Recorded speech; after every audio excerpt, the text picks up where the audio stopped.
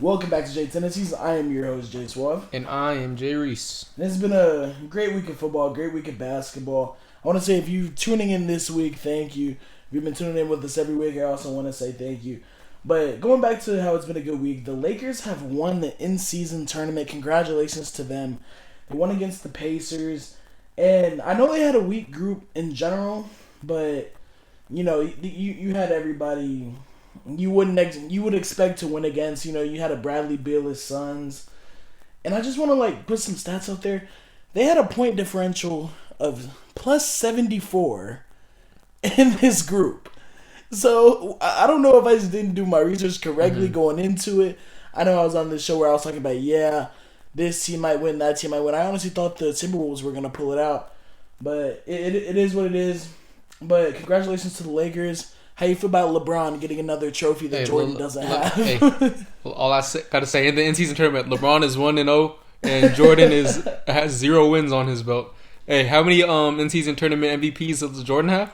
Ooh. That's all I have to say. That's all I have to say. All I have to say. That's all hey, but Anthony Davis, he went crazy, man. In the championship, 41 points, 4 blocks. He had 20 rebounds. Yeah, bro was going insane.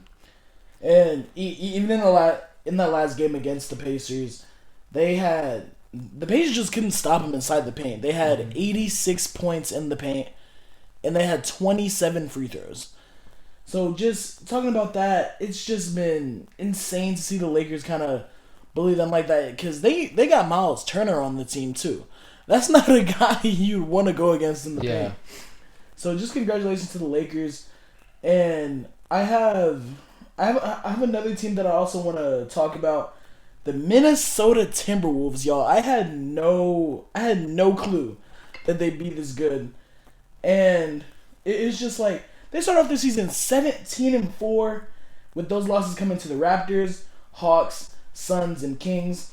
And the last 4 teams they played were kind of bad, but also these next 16 games they're going to play are teams over 500. So we're going to see how tough this team really is. Man, Anthony Edwards is playing out of his mind right now. Anthony Edwards is just him, man. That's all I have to say. He's going to be the face of the NBA, though, to be honest, in let's say another year. Whenever LeBron retires and Curry and those guys are starting to fade out, that's when you'll see a lot more Anthony Edwards. People thought it was going to be Ja or Zion. It's definitely going to be Anthony Edwards going forward. Bro, whenever Ja comes back, he's going to be tough, though.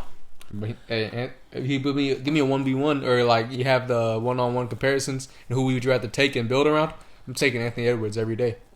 Would you have said that last year? Yeah. Okay. I was feeling Anthony Edwards last year too. I think I would have too last year, but it's just a lot of people just have a lot of recency bias. Yeah. Because Ja hasn't been playing, but I've definitely been thinking Anthony Edwards was better and more of a complete player than Ja was. But that's not taking anything away from Ja. Ja, when he comes back, he's gonna be a great player. You see that boy went out with Angel Reese, LSU. Bro, that man is not going out with Angel Reese. That's all cap. Y'all. That's all. Hey, it's all cap because she's dating that guy from Florida State. He plays basketball there. Oh, okay. So all people were just clickbaiting people. Man, I got. She been dating him for so long, bro. And also, we're gonna go ahead and get into the NFL aspect of things. It's been a crazy week. We have more injuries at MetLife. We had Houston versus the Jets. Destroy that field, bro. Just destroy the whole field. Destroy the field. You have Nico Collins getting injured again. You had C.J. Stroud. He just got diagnosed with a concussion today. Mm-hmm. But other than that, you see the Jets are really, really putting quarterbacks in uncomfortable situations. Yeah. You've seen quarterbacks struggle like Josh Allen, Mahomes, Hurts, etc. And that defense is legit, yesterday. Man. Hey, what's it called? I saw this talking about on some people on TikTok were saying it, and then I know, and this is kind of it's gonna go back because I want to talk about the NFC South as a whole. But right now, going back to Bryce Young and C.J. Stroud, this is C.J. Stroud's first kind of taste of what Bryce Young has been feeling all year. He didn't have the best protection. He'd have no one to throw to because you have Tank Dell out, then Nico Collins gets hurt, so your number one receiver is now Noah Brown, who's a good receiver, just like in Carolina. Adam Thielen is a good receiver, but they're not a number one receiver. They can't be your number one target. Dalton Schultz was also hurt, so C.J. Stroud was really just struggling to really make anything happen against that incredible Jets defense in MetLife. Yeah, I mean, Stroud, who went 10 of 23, 91 yards, and his backup this week is going to be Davis Mills. Hey, Davis Mills was a starter for this team for 2 years, so I know, let's put a little bit of respect on his name. Man. Davis Mills saved Houston's franchise by scoring the last touchdown. By winning that one game. For getting the second pick in the draft. He saved that franchise. And I also want to talk about the Jets. The Jets just got Zach Wilson back. He didn't even want to play. But he came out 27 of 36. 301 yards and 2 touchdowns. You hear what he said to his DB, his corner? He said, "What they gonna do? Bench me again?" Bro, that's so real though. Like he needs to go to a different team. It's just that I don't even say like he's good. I don't think he'll do great on another team, but I definitely think his confidence will get a major boost that it needs. Especially this week, he definitely got that confidence boost. But if they go down again and lose another game, or he plays bad in another game, his confidence is pretty much going to be shot after that, I think, because having to go against these other teams and then you don't do much because you don't have much on your team. That O-line is not doing much to help you out. And then you get all the blame put on you. And then you get benched again for 2 guys that are way worse than you. Then they put you back in the spotlight. Be like, hey, look at this guy again. And then they start turning on you again. Like, that's just not good for his confidence, especially as a young quarterback in this league. Most definitely, for sure. But it was good to see him come back out and actually play good for this team. That was the first time I've seen a smile on his face in a minute. But let me go ahead. Let me go ahead before we move on to the other teams. Just go ahead and talk about, like I brought up recently, the NFC South as a whole. Right? They're just a really bad division. Like, not a single team is above 500 in that division, and someone has to win the division. So I really think that the Saints probably have the best chance to win because I think they have the best defense in the division because every offense in that division is not great, and it's really just a defensive division as of right now because the Falcons probably have the best overall offense, but they don't have a single quarterback on the roster that will propel them into a position to win. So I think that the Saints probably have the best chance at winning, and all I have to say is start my boy Jameis. Start Jameis. Famous Jameis, baby. We do not need to start that boy Jameis. I need to see Jameis play. It brings me nothing but joy, especially, we'll talk about it later, but especially what happened this week on Sunday night. Jameis will bring me some joy this week if I see him starting out there. I feel like if anybody's going to win this division, it's going to be Atlanta. They have the best offense in general. I feel like the defense isn't that much of a drop-off from the Saints, especially with Jesse Bates out there. I mean, it just doesn't feel like it. The Saints don't have enough power on their offense, especially you got Olave and stuff like that. You got Rashid Shaheed. But you also got Kamara and you got Jamal Williams hasn't been playing great this year, but he's playing good enough, doing what he needs to do. Yeah, but sometimes good enough doesn't cut it for teams. And which is why I feel like the Atlanta Falcons will win this division. They're going to end up playing the Colts. They're going to play the Panthers again. They're going to play the Bears. And then they're going to play the Saints week 17 or week 18. But that Saints game is probably going to be for the division. Probably going to be for the division because the Bucs really might drop some games right here. They're going to play the Packers on Sunday night or Sunday afternoon. I mean, they're going to play the Jaguars on Christmas Eve. Then they're going to play the Saints. So I'm guessing it'll either be that division will be determined the week before the last week, or it'll be determined the last week whenever it's Atlanta versus the Saints. Yeah. So I mean, I wish my Panthers were in it, but out of playoff contention, one of 2 teams. We were the first team. That's tough for you, brother. I know, bro. That's tough for you. It was bad. I mean, I got one team, one more. Well, yeah, just one more team to talk about this recap. Just want to talk about the Bears dominating the Lions this week. And y'all know I was so high on the Lions, too. Just watching this game, I was like, goodness, bro. I was watching, I was like, because the Bears are, 5-8 now? I think so. Is it 5 or is it 4? I think they were 4-8 when this game started. They might be 5-8 now. But is it a possibility they went out and somehow get 7th seed? It's definitely a possibility. Will it happen? Most likely, no. But there's definitely a high possibility that it could happen, and it'd be crazy to see it happen. But I really hope not, because one of our boys is a Bears fan, and he's like one of the worst fans that you could be. Because they're gonna end up playing the Cleveland Browns, Arizona Cardinals, Atlanta Falcons, and the Green Bay Packers. To be honest, I see them. They have a chance at coming away with 2 games, but I definitely think that they're gonna lose to the Cleveland Browns. I think Joe Flacco going crazy. I think they can win against the Packers. I think that's definitely a possibility.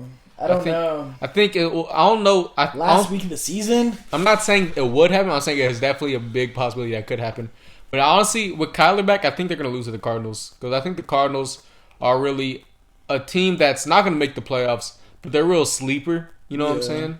So I think they do have a possibility to win these last couple games. I don't know if they're going to want to win these games to help their draft position, but they definitely have the possibility to win these games. A high chance. Yeah, most definitely. You got any other... Well, I just want to throw out some stats out there. Justin Fields had 19 of 33 passes for 223 yards and a touchdown. Threw a complete dart to DJ Moore for a touchdown, too. I'm pretty sure DJ Moore had around, 3 carries for around 20 yards. Then you had Jared Goff, on the other hand. Rough game for him for the second week in a row. He had 20 for 35, 161 yards, 1 touchdown, and 2 interceptions. Also lost a fumble back there, too. And I feel like the fumbles are really starting to become a problem for Goff. And it's just like, what more can you do to kind of help his situation? Start Hendon Hooker. They need to put him in the running back drill where they be putting him where the stuff is smacking you in the arm. Where Jameis was that one practice. Yes, bro. Yeah, start Jameis. You got any other teams you want to recap on? You slightly talked about it, but Joe Flacco in 2023 was throwing dots over the Jags. Same, bro. Like, that's crazy, man. At 38 years old, especially, it's not so surprising that because he's 38 years old, because you saw people like Drew Brees that was out there, Aaron Rodgers was out there throwing dots, Tom Brady was doing that till he was 86. So it's like Joe Flacco out there doing that at 35 is just crazy, man. You have Baltimore winning in an overtime thriller on the punt return, and that was such a crazy way to win on the punt return, because the way he hugged the sideline, he could have stepped out. He almost fell down, too. So the fact that he was able to stay on his feet and go all the way to the end zone off that, it reminded me of Deshaun Jackson against the Giants a little bit when he caught the game winner. Bro, you're gonna call me crazy, but that literally reminded me of last year whenever the Patriots played the Jets. Oh, yeah. And they got the punt return on the last play of the game. And I was like, ain't no way. Like, it was just a crazy way to win. And that guy had 3 punt return TDs that year, right? The guy for the Patriots. I forget his name. And the thing is, this was the backup punt returner because Devin Duvernay was hurt. Yeah, bro. I feel so that's crazy. And the last game I want to talk about, it was just a dumpster fire of a game in Minnesota versus the Las Vegas Raiders. The thing is, I was watching the early window on Red Zone, right? Or this isn't the early window. This is the middle, right? This was the late window. So I was watching this on Red Zone. So they kept cutting back to this game. And I kept seeing big plays happen. So I was like, okay. And then I kept looking at the score. I was like, why does it still say 0-0 though? This must be a mistake. No, they just couldn't convert after these big plays, which was crazy. And it was 3-0. Josh Dobbs ended up getting hurt. And Jay Jettis, in his return, got hurt on the second drive of the game because Josh Dobbs threw a horrible... it wasn't a bad pass, but it was a hospital pass. Yeah. And he got his chest... the safety came down. I think it was Marcus Epps came crashing down, hit him in the chest, and I think he has a chest injury. I'm pretty sure he probably broke a few ribs right there. Yeah, that's what I was seeing too. Broke a couple of ribs. It was sad to see that he came back out and literally after saying I want to come back whenever I'm completely 100%, comes back out and then gets hurt again. Such a shame. It was just sad to see. I got beef with a couple of Raiders players. I got beef with Raiders fans. So especially the one that lives in your house. Not for real. But we're gonna go ahead, touch on a touchy subject for you. We got Jreese in the building with the Cowboys jersey on today. If y'all are on our socials, Tendencies Pod, y'all gonna see it today. But I mean, it's just a crazy thing, bro. Ain't no way. But the NFC East just got a lot more interesting, Jaden. And the Cowboys ended up winning 33-13. There's a lot of talks about Dak being the MVP. You have Ferguson and CeeDee Lamb completely going crazy in this game. Ferguson strung his second straight touchdown, 70-plus yards showing. CeeDee had his fifth game where he got in the end zone. Dallas with 3 fumbles on the game. Just the stakes really don't get much higher than this. So I want to know how you feel about this game. All right. First things first. Let me go ahead and talk about the positives of the game. Jalen Carter, he's gonna run away with Defensive Player of the Year. He got his first touchdown of the year. Rookie. A rookie. Rookie of the year.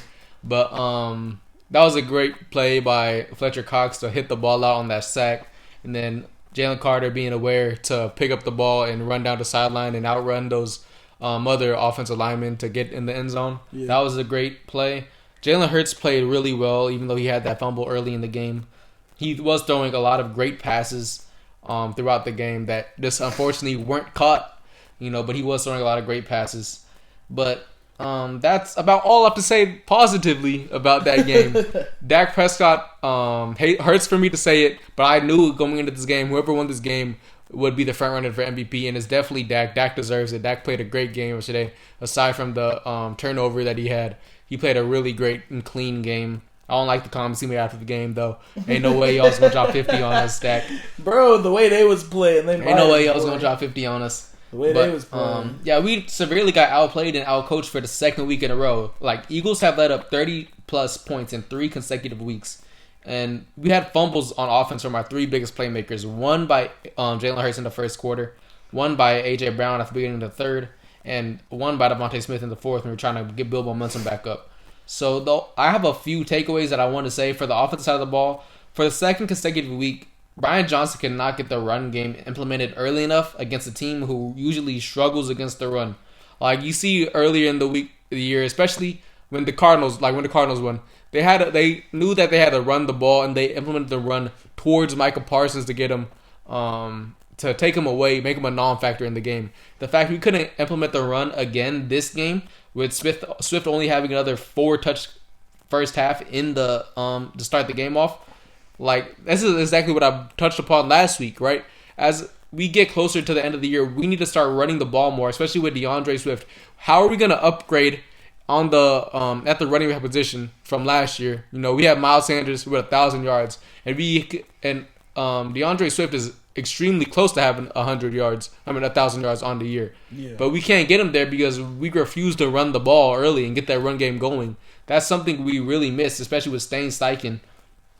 So the Eagles' turnovers also killed 3 drives where we could have stolen the momentum and put the Eagles on the board with touchdowns. But, we fumbled the ball. So we need to work on ball security this week. We're normally good about that, especially Jalen Hurts has been a little off and on this year with the turnovers. He has a bunch of interceptions. He's fumbled the ball a lot more this year. But that's what happens when he's our main rusher, when they're rushing our quarterback more than our running backs. Yeah. And, not putting in any creativity on the offensive play calling, which is my third thing, is a lack of creativity has stalled the offense, and the teams have started to take advantage of the very one-dimensional play calling from Brian Johnson. Here's a tweet by Mark Kremer. He says, "My biggest complaint about Brian Johnson is the play design. Last year, Steichen created so many easy throws for Jalen and allowed him to get in the rhythm. This year, it just seems there's nothing easy for Jalen. Everything's down the field without any creativity," which is exactly what's happening right now, right? You see that, you can't really throw the ball right now because you look at A.J. Brown's route tree from last night. He wasn't running nothing but go routes, curls, and he ran like 3 slants. Yeah. We're not having anything over the middle. Jalen Hurts threw nothing down the field, across the middle of the field. So we need to implement the middle of the field more because that's most of the field, right? You have to stay in between the numbers. So throw some passes in between the numbers. That's really killing our drives. And it's making our offense so one-dimensional when we're not going to run the ball and we're not going to throw it across the middle of the field. So the defense has less they need to do to stop us. So that's really killing us right there. Defensively, the side's been getting cooked for a minute now. He started off the year so good, and for the third week in a row, he just lost the juice early, man. The run defense has declined from the best in the league to whatever it is now. The secondary's been getting cooked, and we cannot tackle as a team. So I'm mad that we refuse to run man-on-man personnel where our best cornerback, which is Darius Slay, he doesn't follow their best receiver. Like Darius Slay yesterday was targeted 4 times, didn't allow a single catch. He had that one defensive pass interference, which really wasn't a pass interference, but he should have been. Bro celebrated after breaking up a pass with Michael Gallup. But exactly. But like, why are you on Michael Gallup? Yeah. Why aren't you making him follow CeeDee Lamb across the field? Because you saw when the other cornerback started guarding CeeDee Lamb, he started cooking, and that was the one thing I said that needed to do going into this week on defense, because that's who Dak targets in those big moment situations, which is CeeDee Lamb. And when you can't, right across the middle too. Exactly. So when you can't cut him out of the offense, we're gonna be in trouble, and that's exactly what happened. So doing that and then and we don't trust Bradbury or slot receiver in a single coverage sets. So it's like, I know that they're not. Bradbury did not play really well last game, and I don't think, and they didn't really test our slots like that. But specifically Bradbury did not play that great.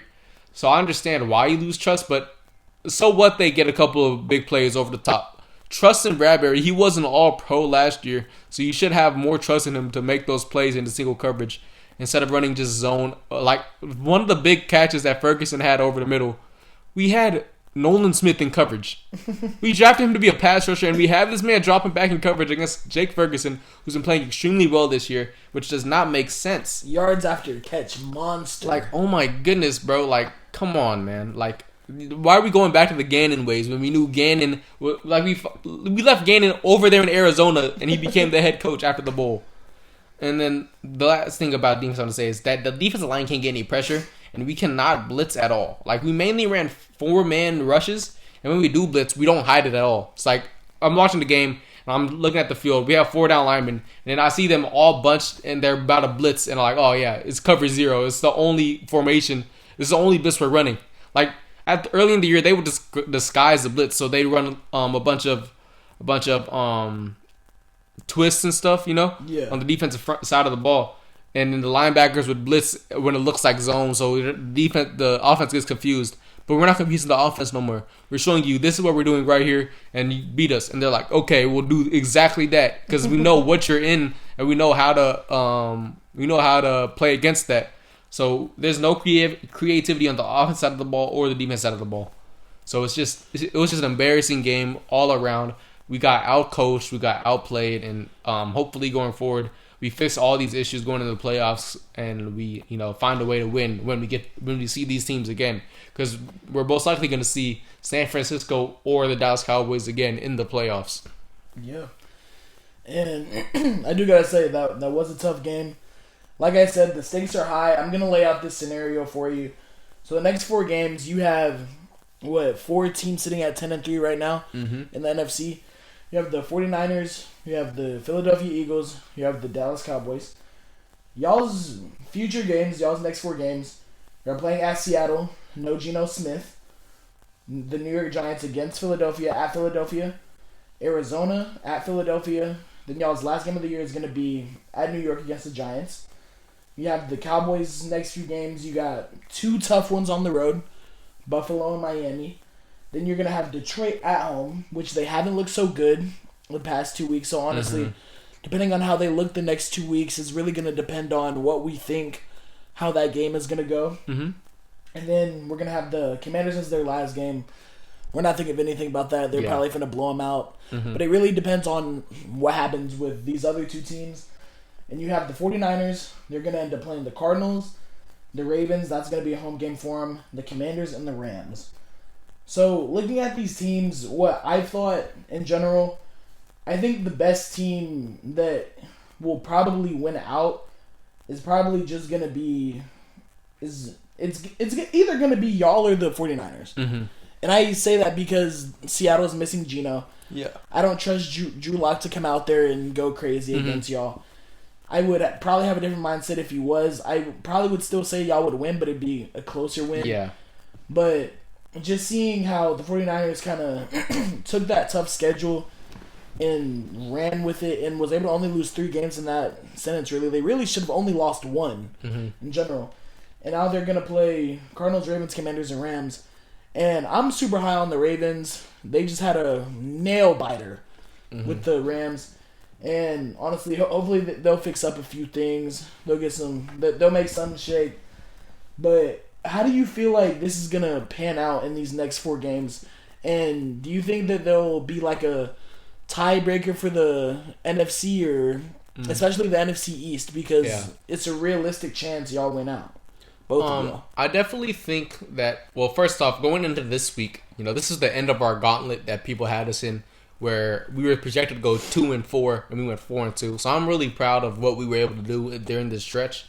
But going forward, I definitely think that we will win the NFC East because we have that easy schedule, and I definitely think that the Cowboys will drop a game or two. Whether it be, I think that they're going to lose against Buffalo because Buffalo's hot right now. They're trying to get in the playoff picture because I think right now they're still on the edge, and they're looking to get back in the playoffs and make their stance. And I think that they probably will beat the Dolphins because I don't think the Dolphins still haven't beat a team over 500 yet. Yeah, I'm not a big fan of the Dolphins. I honestly think that they're frauds. The only thing I really have to say about that is if that O-line can keep up against that pass rush, I think they'll be in a lot of trouble because I don't think that because they'll probably have DeRon Bland guarding Tyreek Hill the whole game just because even though Stephon Gilmore has proven recently that he should be the one guarding the number one receiver, Stephon Gilmore doesn't have the speed to keep up with Tyreek Hill, and DeRon Bland definitely has that speed that Stephon Gilmore does not. So I think that game will be a little bit closer, but I do think the Cowboys will win that one out. Detroit is a little wishy-washy because I think Detroit's defense is not good enough to stop that Cowboys offense, but it depends on how Jared Goff decides to play that game because Jared Goff is either he's really on or he's really bad. It just sucks they don't have C.J. Gardner-Johnson. Mm-hmm. And then I heard Brian Branch went down as well. Yeah. So that secondary is really going to be in trouble. I know, and it's just one of those things. It's going to be a wild home stretch. But I definitely think that the Cowboys will at least drop one, and even if they don't, I think that the Eagles, as long as we win out, and even if the Cowboys win out, we will win the NFC East no matter what because we'll have the one over them in the conference. Because they'll be one game behind us in the NFC because they had lost to Arizona early in the year, and the only 2 teams that we lost to were in the NFC were the Cowboys and San Fran. But the Cowboys have lost 3 games in the NFC, so we'll be up no matter what. If we both win out, we'll win the NFC East, or that's what they said it should happen. But that just means we can't drop one because if both the Cowboys and the Eagles drop one, then that means the Cowboys will win the NFC East. And then the Eagles will be in the wild card, the 5th seed. So I hope that doesn't happen. The only game that would y'all play in that situation? San Fran? Or would y'all end up playing Dallas again? I think we end up playing... No, because we play the 4th seed. Oh, yeah, you play the 4th. So we play whoever wins your trash division. All right, bro. Your garbage division. But for the 49ers, I think they'll probably lose to the Ravens. Because I definitely think the Ravens will win that game. Because especially if the Ravens drop one. I think this is the one game between it, right? Yeah. If the Ravens lose next week, I definitely think they'll come back and play because they always play better off a loss. So I definitely think that if they lose this week, they'll definitely win the Niners. If not, I don't know. It'll be up in the air because that Ravens defense is really legit, but so is that Niners defense. So I'm not sure what will happen there. Then again, it'll have to. We say this every week. It's going to come down to the team who can run the ball. Yep. And then I definitely think, even though that they do have the best running back in football in Christian McCaffrey, the 49ers, I do definitely think that the Ravens are built better to run the ball just because that's their bread and butter, right? They'll hit you with the Gus the Bus running down the middle, or they'll get Lamar going fast around the edge and beating your whole team. So I definitely think that one's up in the air. But I definitely think it's more likely if every team wins out, it's definitely going to be the Niners getting the 1 seed no matter what. But because they have the tiebreaker over both us and the Cowboys. Yeah. But if the Niners somehow manage to drop one game, and then I wouldn't be surprised honestly if they lost to the Rams or the Cardinals as well. I'm not gonna lie. Really? Because I just think the Cardinals, especially because I think that'd be a trap game for them, going into them thinking hey, we're on top of the world, and they'll drop that one, and the Cardinals just because they're a divisional rival, they're not just going to go out there and, let them beat them. You know what I'm saying? I can't see that. They be owning the Cardinals every year. But the thing is, you didn't think the Cardinals were going to beat the Cowboys. I didn't. And that was, even though that was early in the year, the Cardinals ended up winning with Josh Dobbs. Yeah. So, and Kyler Murray has been playing really well ever since he got back from his injury. Yeah, that's just not the. You got to think that's not the same team too. I So know, it's like, but it's also not the same Cardinals team. The Cardinals got, even though that's what I'm talking about. I get that. yeah, But it's just the way that the 49ers have. that's what I'm saying. I'm not expecting them. I'm not saying I'm expecting Arizona to win. I'm saying that it's very much a possibility that I see a high chance of there being an upset just for them going into the trap game. You know, is it in Arizona or did they already play in Arizona? I think that game is going to be in San Fran. Okay. Maybe not. That game is going to be. Let's see. But anyways, I feel like it'll be more of a trap game for the Rams to win that game, honestly, instead of the Cardinals. Actually, that game's gonna be in Glendale. So That's Arizona, right? Yeah. So yeah, I think Arizona can get a win out there, but aside from that, I think the Eagles still have the best chance at winning the division just because the 49ers they don't have the hardest stretch, but they do play the hardest team in that stretch, which is the Baltimore Ravens. Mm-hmm. But the Dallas Cowboys do have the hardest stretch out of all three teams going down the stretch. So I definitely think the Cowboys will end up not winning the division, not because they deserve it, don't deserve it or anything, just because the schedule is so much harder for them compared to the other teams.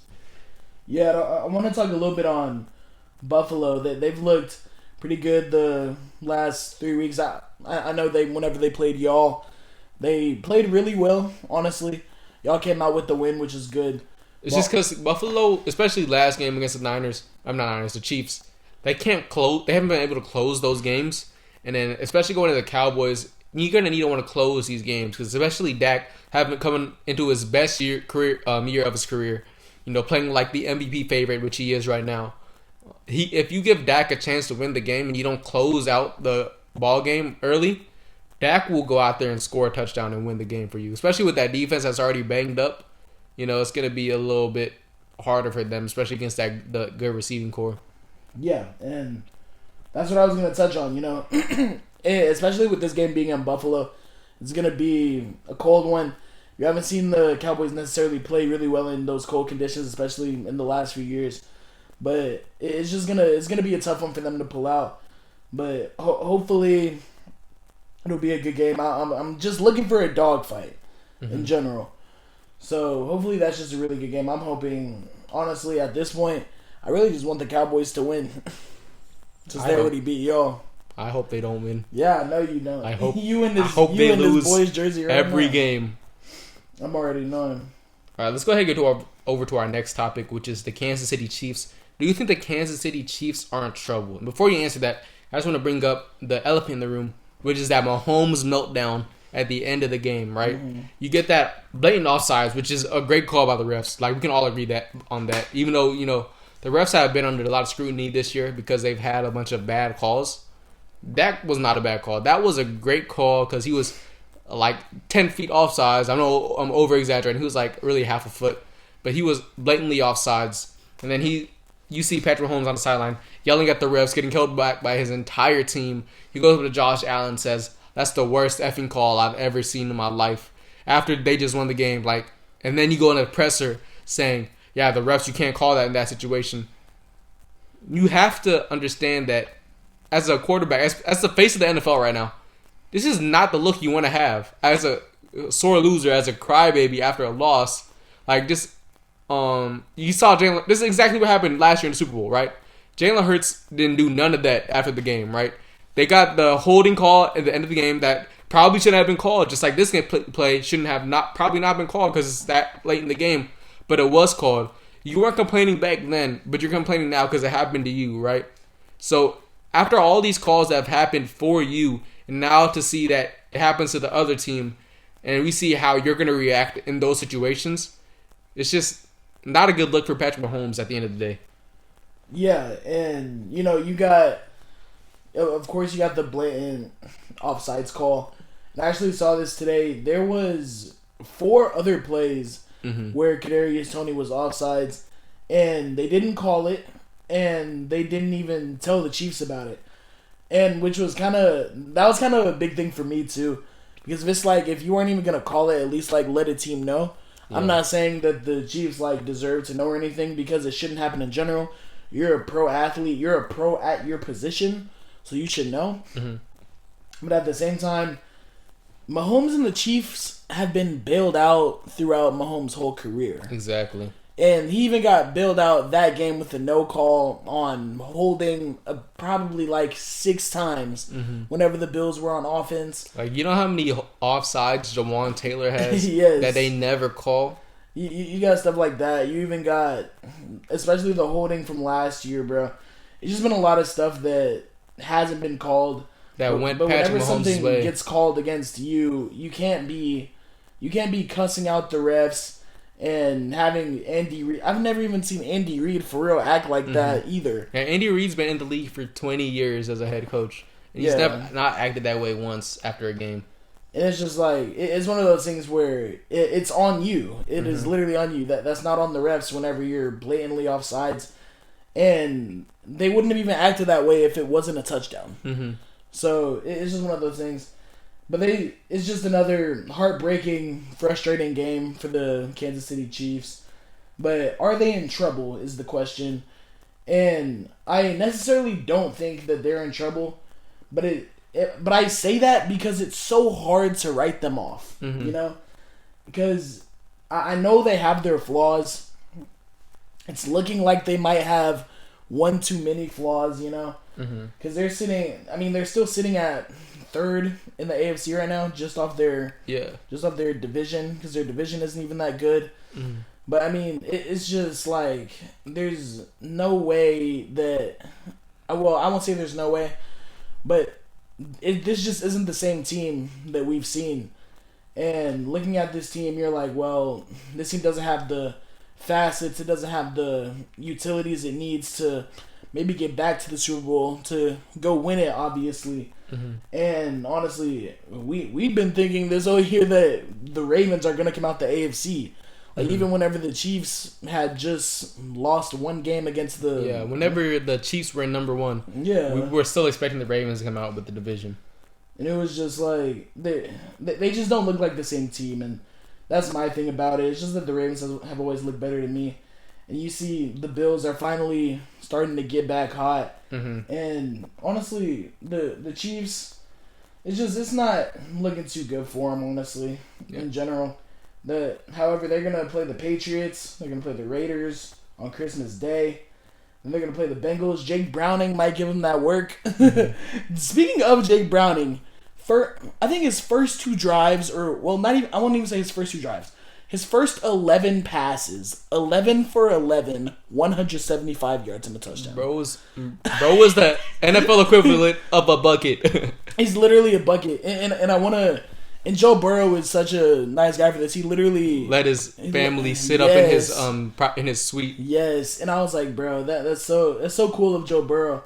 And just talking about it, it's just Jake Browning really went out there 2 times in a row, won those games, and basically he might put that team. I won't say better or anything, because obviously not. Yeah. But he could lead them to the playoffs. The way we were talking about this team whenever Joe Burrow got injured, we were like, they might lose the rest of their games without Burrow.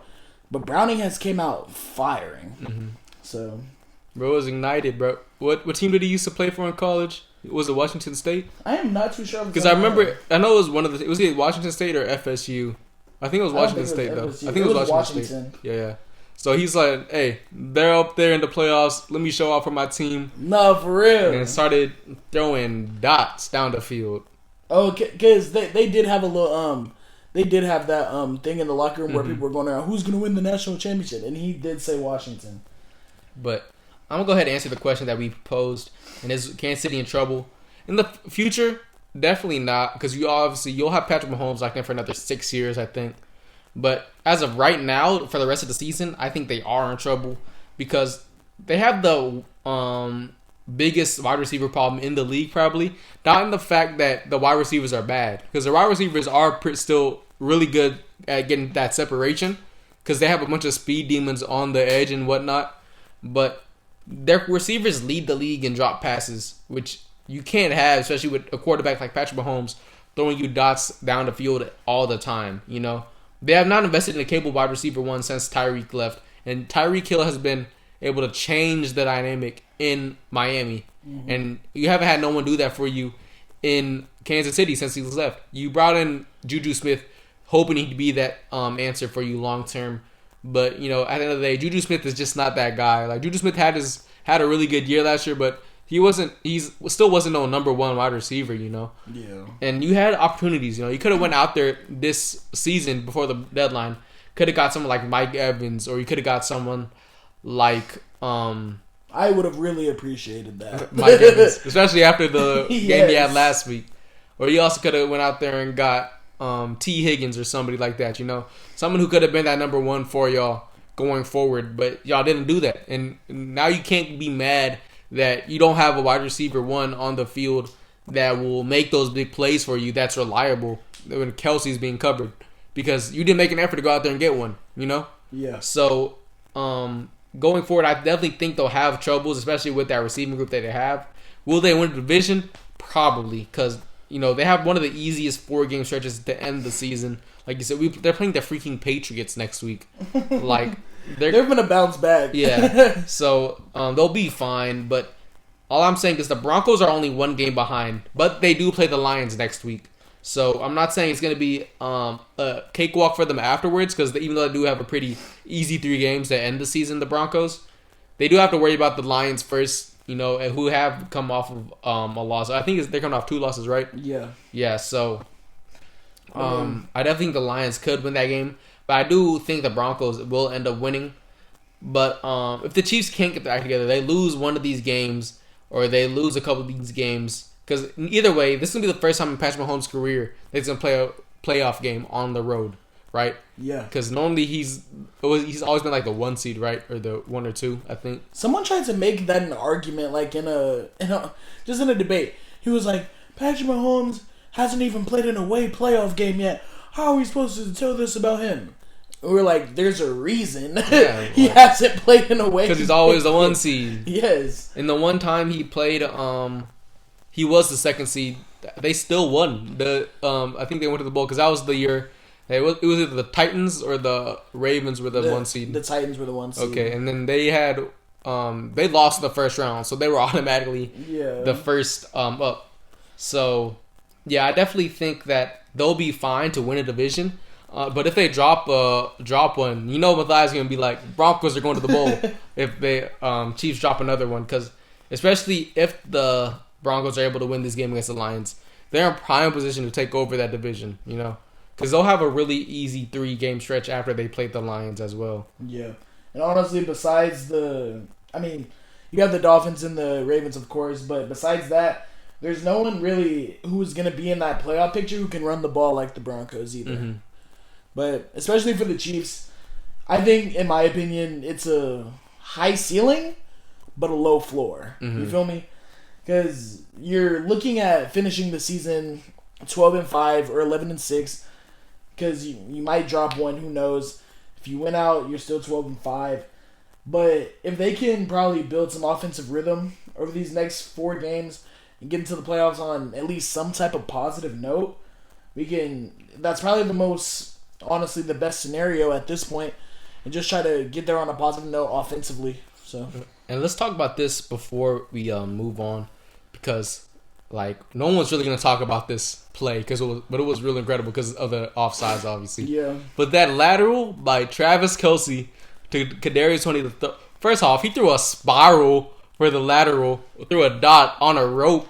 Bro, he used to play. I know, but the crazy thing is because you had the safety right there in his face, had both hands in the air, bro threw a dot between his arms directly to Kadarius Toney, a perfect spiral, and then Kadarius Toney high-stepped into the end zone. And that would have been such an incredible play to put on his highlight reel. Then you see that flag on the ground, you're like, no way. I thought it was holding at first, I'm not going to lie. Bro, because we were on the game and I was literally in the party like, this is the best play I've ever seen. Mm-hmm. Like, I was thinking to myself, I'm like, I don't think I've ever been sitting here and watch a play live besides the Minneapolis Miracle with Stephon Diggs better than that play that they just ran. I don't think anything will ever top the Minneapolis Miracle for me. It won't. Like, it was so crazy because, like, everyone remembers where they were when it happened. I remember exactly who I called afterwards, too. Oh no. I know who I called too, brother. But yeah, let's go ahead and get into our games of the week. The first game, I just talked about it pretty much, was the Denver Broncos and Detroit Lions. And they're going to be at Detroit, so it's going to be a little harder road for the Denver Broncos. But the Broncos are looking to try and win out and win the division and make the playoffs. And the Lions are coming off a embarrassing upset loss against the previously 4-8 Chicago Bears. So it's going to be a really good game. You know, they both have a lot to, fight for and compete for. But I do have the Broncos coming out on top as the Lions because I think their defense is super sketchy right now. And I think that the Denver Broncos are going to be able to take advantage of that sketchy defense. Yeah. Pause. And then, the one last thing is Jared Goff is Jared Goff. So you never know what's going to happen with Jared Goff. Like, he might go out there and throw for 400 yards, but he might go out there and throw for 5 NOs. And then if he does that, it's Hendon Hooker time. Hendon Hooker time, baby. Nah, for real. What do you mean? What was that? Was that your 3 right there? That was my first game. Right. You mean to name the other 2? Or? I mean, I can go. I mean, you can just go with your second one. Okay. The second game I got is the Cowboys and Bills. The Buffalo Bills have had life after firing their offensive coordinator. Like, Josh Allen's been playing much better football ever since. Even though he still, I think he has thrown an interception in the last 8 games, one at least in the last 8 games. So if Buffalo gets ahead early, the Cowboys still will have a very good chance at coming back against the Bills because the Bills have been struggling to close out games, like I've mentioned earlier. But hopefully, I think it's going to be a great matchup between Bland and Diggs. I wanted it to be Diggs and Diggs. That would have been more exciting. That would have been so tough. But unfortunately, that's not the way it planned out. So hopefully next year we'll get a Diggs versus Diggs competition. If not, because hopefully it's not a Diggs and Diggs competing against other teams. Because I definitely Stephon Diggs need to become a Cowboy. I literally cry because I love Stephon Diggs and I hate the Dallas Cowboys. But Buffalo, please get our get back for us. Yeah, bro. And then the last game I have is Philly versus Seattle. And this is a must-win for the Eagles. And it's the start of the easiest stretch in the league for us. So Seattle's defense has been struggling recently, especially against the pass. And they most likely will be missing Geno Smith. Even though Geno Smith did go out there and try to make a case for him to play. But, that hamstring was really banged up and he couldn't do that. So hopefully Geno Smith is all right, obviously. But I hope he does not play because I want us to have the best chance of winning. So hopefully we're able to go out there, take what happened the last 2 weeks, throw it out the window, and, come back and compete, come back and answer and win. Yeah, I feel the same way. Pretty good games. I'm going to start off with one of my games of the week that honestly kind of just made me think of it last night, which is going to be the Miami Dolphins versus the New York Jets. We were talking about this defense literally making quarterbacks embarrassed on the field. You feel me? It is kind of it's not a must-win game for the Miami Dolphins, but it's going to be a must-win game for the Jets. Yeah, must-win game for the Jets, and it's going to be a tone setter for the Miami Dolphins too if they can win this game because they'll finally hit 10 wins. Pretty sure. So definitely hit tone setter for that. If they don't win tonight. Yeah. If they don't win tonight, it'll be 10 wins next week. And my second game. Wait, I want to say one more thing about that game. If the Jets somehow manage to win this game, and then I think they win. Do they play next week too? I think they play next week. Yeah, they play. I think they're going to play. Yeah, they're going to play the Cowboys next week. All right. Okay, so if they're able. I'm talking about the Jets, my bad. I'm talking about the Jets. Because I know the Jets play on Christmas, and that's when Aaron Rodgers is playing to make a return. Because if they win this game, then Aaron Rodgers is... Because if they don't win, if they lose out, they miss playoff contention. Aaron Rodgers is probably not going to come back because they're going to want to sit him so he's healthy next season. Yeah. But if they're able to win this game and then the next week, then Aaron Rodgers will come back so they can try to make that playoff push. And to see Aaron Rodgers finally throw a pass in a Jets uniform will be, incredible. So I'm honestly hoping that the Jets find a way to win so I can see that Aaron Rodgers play this year. But that's all I have to say about that game. Yeah, they're going to end up playing the Washington Commanders next week. Oh, God. So, okay. On Christmas Eve. But my second game, it's a must-win game for both teams. And I say that because both teams are on the cusp of making the playoffs. One team probably won't get first in the division, but they might get 7th seed if they do. And it's going to be the Bucs versus the Packers. Mm-hmm. And I say that because it's a big game for the Bucs because they have to win because Atlanta is playing the Carolina Panthers. Mm-hmm. And we already know how that game is going to go. But Carolina upset. and as of right now, the Bucs are first in the NFC South. Mm-hmm. I mean, the first 3 teams are 6 and 7, but the Bucs are first just off of who they've beat so far. Mm-hmm. And it's just a big game for the Packers too. They're sitting at 7th in the NFC right now. They're at 6 and 6 too, and they're playing the Giants tonight.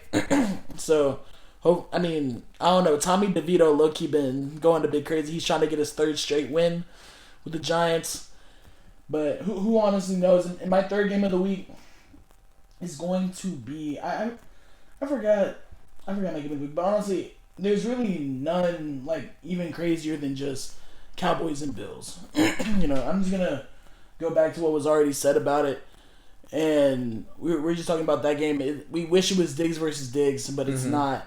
But it's gonna be one of the. It's also gonna be a tone setter for the Bills if they can win. I mean, we might start saying they're back if they win, because they'll be sitting at 8 and 6 if they win that game. Who wins? If the Bills win that game next week against the Cowboys, I think so. I think they'll be 9 and 6. I think they're 8-6 right now because they won against the Chiefs. Word. So yeah, those are just my 3 games of the week. Some games to look out for, one would say. Mm-hmm.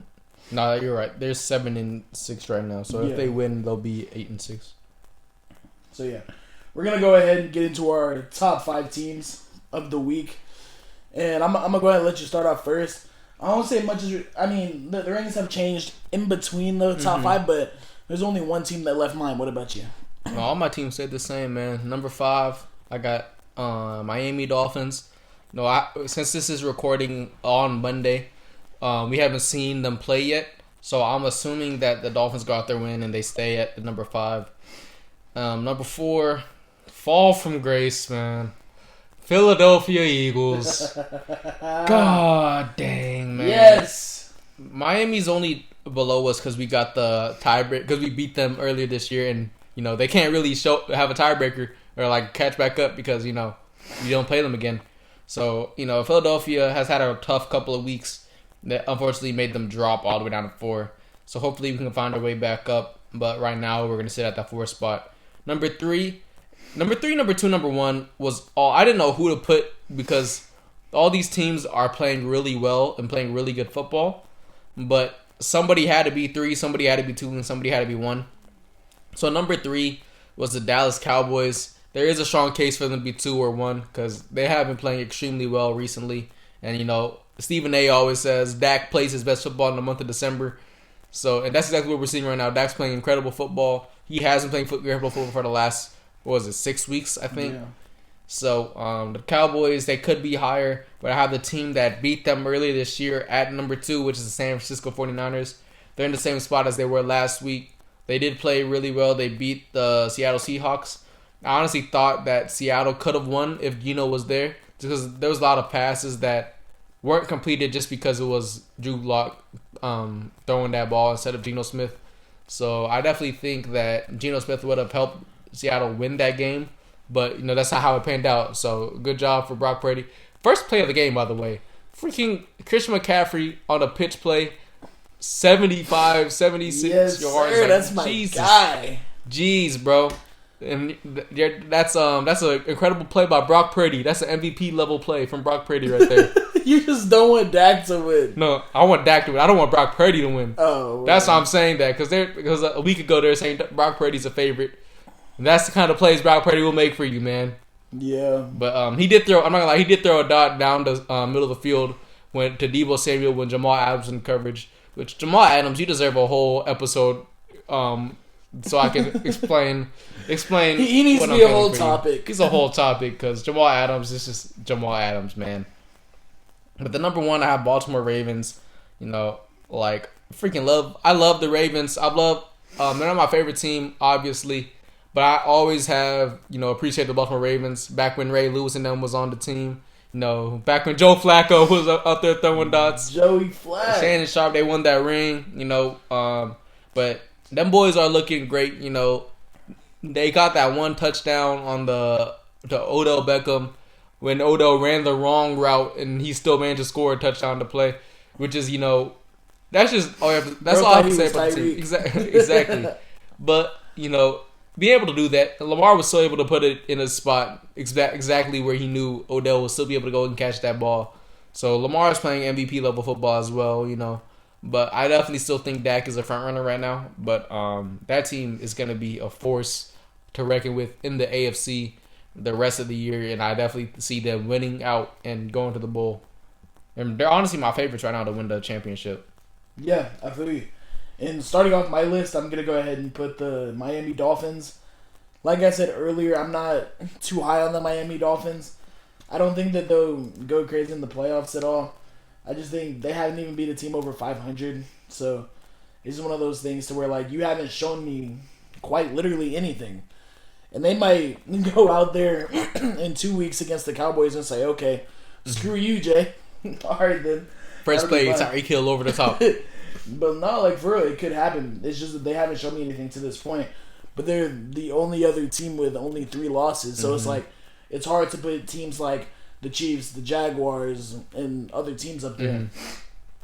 My number 4 team, the Philadelphia Eagles. Pain, bro. Got them dropped down again. It's been a rough 2 weeks. 3 straight weeks of 30-plus points on y'all. It's just hasn't been a great amount of football played for y'all. Now, number 3, I have the Dallas Cowboys. They're on a 4-game win streak since week 4. I mean, not since week 4, but since whenever they lost to the Cowboys 5 weeks ago. To the Eagles 5 weeks ago. But just outstanding performances. I mean, CeeDee Lamb, I said this earlier, 5 straight games with a touchdown. Knows for the end zone, always finds his way there. And number 2, I have the Baltimore Ravens. I'm big on them too. I've been big on them all year. But it's just one of those things. Someone's got to be one, but the 49ers have shown me everything they need to show me to be one. And I won't say that the Ravens aren't better, but whenever the 49ers just come out here and start blowing out teams, and we're having shootouts with the Rams, and the Rams are a good team. I was saying this yesterday, the Rams are a really good team. Their record doesn't really show their team because they lost some games in the earlier of the season. But I mean, you just had Lamar. He just hit 300 yards yesterday. He hasn't hit that in a couple of weeks. He had 3 touchdowns with an interception too. Just a really good game in general. He also had 70 yards on the ground. Yeah, man. It's just one of amazing standing for Lamar Jackson.